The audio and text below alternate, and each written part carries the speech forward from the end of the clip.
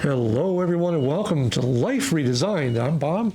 I'm Karri. And in 2022, Karri and I sold everything that we owned. We hit the road full-time in our RV, traveling across this country, enjoying every minute of it, and making YouTube videos, much to the chagrin of every other YouTuber who's been having their way with the segment for far too long. Now, we make videos about real RV life. If that's something you're interested in, hit the subscribe button below. But no, there's no fancy drone footage, there's no crazy editing, and there's no fear in this channel. We present you with an honest, average Joe point of view. Wow, yep. That's a lot to get through. And something else that's easy to get through is when we are done with this video, Karri's going to be uploading this video with Connected. They are the official internet provider of Life Redesigned. And if you need truly unlimited mobile internet from an honest and good, solid company, we highly recommend Connected Internet. Link in the video description. We'll even give you $35 off. Ooh, how about that? That's a deal. It is a deal. Now, today, as we talk about where we are in Sneads Ferry, North Carolina. We are at Harbor Point RV Community, and just a tranquil place, being rowdy on the docks here because there's nobody else for miles. I can swear all day long, and it's okay. And that brings up today's video topic, which is killing camping as we know it.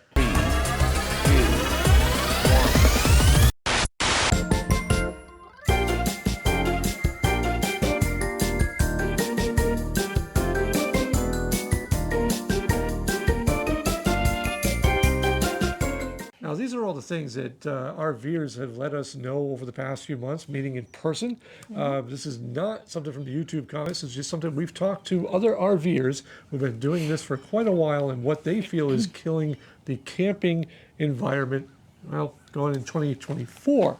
And some of these are going to be controversial. Some of these are going to be like, why complain? But these are the things that you're going to see as you go in through 2024 and what is taking away from true camping. Starting with number one. Outdoor lighting. Now, this one here, geez, I'm telling you, this is something we see more and more of, is these massive neon lights everywhere, LEDs and everything else. Yeah, they're like those companies that you hire for your house to do Christmas lights that like synchronize to music. It's crazy. Of them are really bad. One of them was so bright, we actually had to put down the blinds, the shades in our RV, because it was just blaring through. This isn't just like ambient lighting. This is like full-on discotheque lighting. And it seems like each year manufacturers of RVs keep adding them, and then there's more and more companies that just keep creating brighter stuff. It was so bad in a couple of places you couldn't even see, like stars, because it was just this glow coming from sight. And I'm not talking about, like a little bit underneath to keep pests out. We're talking bright lights, especially in a few places that left up those little, almost like Christmas lights that spiral all over a house. Yeah. They had those, they cover up in the trees. It's crazy. Not a good look, especially if you're trying to reconnect with outdoors. Yeah, movie theaters. Oh boy, okay, yeah, we're seeing this a lot more too, is these big inflatable screens, and just come on over and we're gonna blast out, XYZ movie on the screen outside. It doesn't seem like any longer people are content with the TVs inside their RV. They're now blaring it out for everybody else. And now you have not only the noise of the thing that keeps the air going, and now you have the subwoofers, and you have the home theater systems outside, and then you have this bright, massive movie projector. Yeah. It's getting a little bit out of hand, especially in some of the bigger RV parks that we've been so to. all you did was trade your TV at home as a babysitter to an inflatable outside. That was a good point. I like that. Yeah, it's the permanent babysitter solution. Yeah, there you go. Next one. Pets. Now, as somebody who just spent about a month in Myrtle Beach, just camping right on the beach, pets are starting to become a problem in a lot of places, and we put a post out on this on Facebook. Not the pets, it's the pet owners. Thank you. Because apparently people like to think that their little nuggets of love being left all around is okay for everybody to step through. And we're seeing this again. At first, when people mentioned it to us, we went, no, that can't be a thing. And it really is a thing because, well, we've caught people doing it. And you look at them like, kind of like, you give them that look, hey, like you give me, you really going to do that? Right. And they just look at you like, yeah. What? Like this is normal. Especially in Myrtle Beach. They just use the beach there as a litter box. Like in the dune area. Yeah, and it's just, don't bother picking it up. It's fine. And then we get out there in the RV park that we were at. It was all sand everywhere.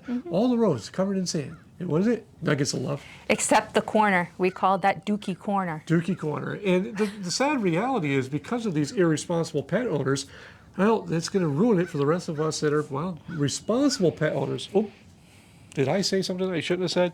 Anyhow, we are talking about, the ones that don't pick up after their pets. And we saw a lot of that in TTO, as a matter of fact. You're too. irresponsible. Yeah, do the right thing. Just pay attention. Do you leave your kid with a crap full of diapers? No, crap full of diapers. Wait, stop that. Stop that. Seriously, stop that. It's fine. Okay. Just go. Do you leave your kid with a diaper full of crap? Well, apparently maybe they do. Who knows? I don't know. Next. Ugh. New RVers. Oh, so this is one that, all right. Now, as we've been full-time for about 2 years now, and we were part-time for about 3 years prior to that. And one of the things that we hear all the time is what's really killing RV life in these RV parks and stuff is new RVers. Because people aren't taking the time to know their systems, know their rigs, everything else. They're coming through and they're just tearing up everything. Now, it only takes a little bit of time out in an RV park traveling to see these brand new multi-million-dollar RV resorts, and the grass is all torn up because somebody doesn't know how to make that swing with that big rig that they have, or somebody doesn't know to take the leveling blocks off before they drive and they just gouge the hell out of that concrete pad. And we see this often. Stairs. People leaving stairs down when they drive away, and the stairs just gouge out that concrete pad. People hitting the pedestals, backing up because they're not paying attention. You got to know your rig. You got to know what's going on, especially if you're a new person out in the RV segment. Pay attention, practice before you pull in that rig into a brand new RV park. Trust me, they don't find it happy or fun when you destroy their stuff. No. Next one. Irresponsible parents. Yeah, this was a good one, and this goes back into pet owners. There's been quite a few places that just let their kids tear up everything, the kids running through sites. I've seen kids, we had some video from our surveillance cameras in the Keys where kids were just hanging out, playing on our grill right next to our RV. And makes you wonder, what are these parents doing? A lot of the places with pools are the worst. Fort Wilderness. Just because you're in a Disney area, these people let their kids run wild while you're sitting over, with your group of friends having a beer. Come on. Now, we weren't always the greatest parents. There was a lot of things we let our kids do that we probably shouldn't have done. But never once when we were on vacation did we think that we were on vacation from being parents. And I kind of agree with the people that said this because we see this more and more. Irresponsible parents don't make anybody in any community look good. You don't leave your kids unattended. No, or with a diaper full of crap. Next. Ugh. Annuals. All right, now this one here, I really get annoyed with because this one comes up quite a bit in RV reviews as well, RV park reviews, is that annuals are killing RV parks and camping because they're there. Now, I can tell you that a lot of the Thousand Trails parks that we've been in, and even private campgrounds, have annuals. Why do they have annuals? Because they pay the bills. Those are steady, reliable income that keeps that RV park an RV park. They're open because of those annuals. You coming through paying $20 to $50 a night are not their main revenue source. It is the annuals that are keeping them open year round, or seasonal for that matter. And that funds a lot of the things that you see in those parks. So this one here, I totally disagree with, but I'm leaving it in there because a lot of places, those annuals care more about the parks than any full-time RVer coming through because they have to live there. Some of them do not.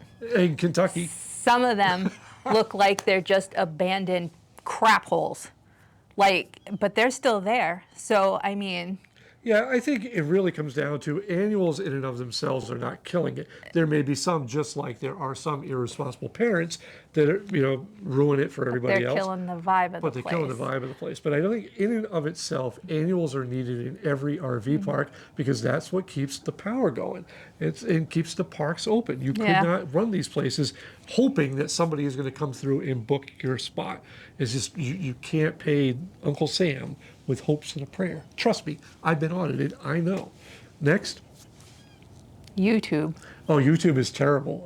I will say this. There are literally parks like the one that we're in right now that Karri and I have agonized for the past 4 days. Do we do a review from here or not? Because we want to keep this place to ourselves. And yes, it is a Thousand Trails park. And yes, it has an awesome vibe. And yes, you'll know about it if you go on the Thousand Trails map. But we're afraid as YouTubers that if we put it out there, people will start flocking here, and then that takes away and it corrupts a nice little space that we had. So let's talk YouTubers, right? Yeah. And now, pre-pandemic and during the pandemic, YouTube was flooded with people going, look what we discovered, Thousand Trails. And it is great. And they showed you these shots right here and said, this is what you need in your life is Thousand Trails is the way to go. You've got this, greatest thing ever. And everybody clicked on it because they all wanted to see what was going on while they were stuck at home waiting for the vaccine. Plain and simple. And then once people got out there and they're like, hey, wait a minute, not all Thousand Trails are like this, and you can go back in the archives and we'll show you the ones that are bad. But they basically just said now, well, geez, I got caught. So now they're making all the videos that say Thousand Trails is horrible. And it's no different than what we're seeing now with RV manufacturers. They all jumped on board during the pandemic to be brand ambassadors, which is basically a salesperson for the RV manufacturers. And now they're coming out with making videos going, you don't want to buy these RVs because they're all trash. Because negativity right now is the current vibe on YouTube. And because of that, YouTubers don't take the responsibility and say, hey, here's the good, here's the bad. You decide. They give you their opinion, and people start watching that, and you, next thing you know, have been influenced. Take it as gospel. And, the reality is these parks have been here long before YouTube. They'll be here long after YouTube. But I can see the thing of YouTubers, certain YouTubers, that have just basically, just flooded an area with a bad vibe. It's kind of like we mentioned one RV park that allowed us to wash our rig as a perfect example. And then we were contacted later by the RV park going, hey, is there any way you can modify that video because we had to change our policy because everybody was coming in and washing their rig. And that was just our little channel. And so imagine some of these mega channels and what they've done to RV camping and RV life in general. It's crazy. Yeah. So if you think of something else that hasn't been brought to our attention in our travels about what is really killing camping in RV life, let us know in the comments below because Karri loves to answer each and every one of your comments. And that's it. That's it. Until next time, I'm Bob. I'm Karri. And this has been Life Redesigned.